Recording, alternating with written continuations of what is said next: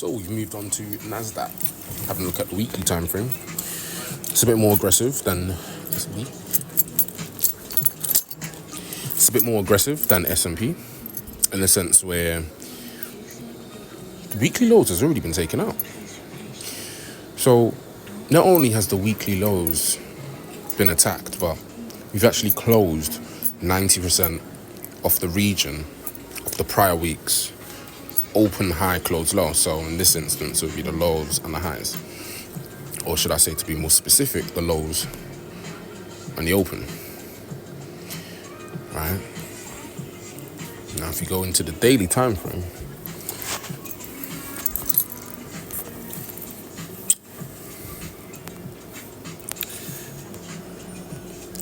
I'll give you guys a quick overview as to what I'm seeing at the moment. So, I mean, can I really fit everything? You know, forget the numbers for a minute. Let's just zoom into the meat and potatoes. So as we can see, this was the last day of trading last week, which was the Friday 23rd price candle, which closed out at 19,776 and 3/4. This just so happens to be where the last up close candle was on a Wednesday, right? That attacked this volume imbalance. That's shown here with my cursor. And as well as that, the consequent encroachment of the volume imbalance. And that is the midway point. That is the 19,914 and a half region. Before Thursday coming in and selling off, taking sell stops. But before then, poaching and creating the highs. Alright. Now remember, today for ES, S&P 500, the highs for today ran on relative equal highs. And we're talking about ES. Now what we're doing is comparing ES to NQ and YM to understand which market is the front running market and which one is the lagging one. Alright.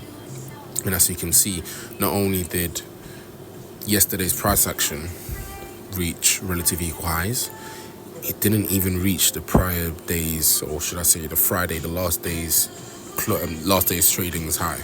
Never even reached there, which indicates weakness. We also see a closure below the 2 days worth of price action, which is also below this volume imbalance located there. I have stretched it out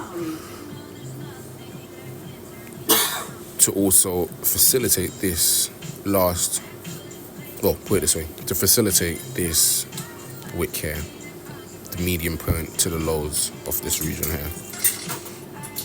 And going into the future, I don't want to see a continuation to the downside. As remember, my weekly analysis was more about the fact that I wanted to see a draw to the upside, which we got, and then a shift in market structure, which we haven't really got. I mean, we did, but on a macro time frame, bearing in mind this is the daily time frame, I'd want to see these lows taken out. Now, if you get these lows taken out, this would be the fair value gap that I'd be interested in having a go out taking profits at, which would be 18,765 and a quarter to 18,925 and a half. That would be the buy-side imbalance, sell-side inefficiency area in which I'd want to take my shorts off and aim to short into. Very similar to ES, but when it comes down to Nasdaq, it's very aggressive in the sense of the delivery, you know. So let's briefly have a look at the hourly time frame, and you can see no mucking about. No mucking about. So unlike ES, where we had the very down close candles before we ran up and then took stops, with ES we closed within the continuous down close candle area, right? Whereas with ES we sold off completely through it, and we continue to trade down below the hourly array, which is mapped out here. And this hourly array here would be considered as a bullish order blocker since the last down close candle, which created a shift in market structure before we had an upside move targeting the highs. Going back into the past, we can see that it's been respected there.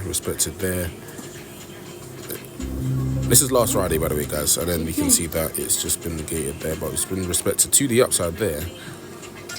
So, but this is not enough for me to say, okay, yeah, price is gonna just bounce off this region and then melt to the downside. I want to see a bit more confirmation, so we'll see how this pans out. Let's have a look at the daily one more time. And going into today's price action, I'd like to see how price action reacts off the lows and the open of Friday's price action, and also the midpoint of Monday's dealing range. Alright, but ultimately I'd want to see stops down at the lows at 19,447, so 19,450 taken for this week. I'm going to move over to Dow Jones, so please do follow up with that video. It's very good to get a understanding of where all three markets is going to make a decision of where you believe it's going to go yourself.